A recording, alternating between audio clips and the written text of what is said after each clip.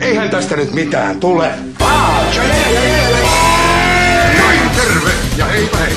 Mä olen Niksi Ismo ja tänään mä näytän teille kuinka paikallistetaan homoja. Kyllä se on melkoinen sonne. Pitkästä aikaa päästä vähän. Noin. Sinne meni Osteri Osi. Meidän kellarissa. Helvetin sen lempikeksen. Homo, nyt se ovi auki.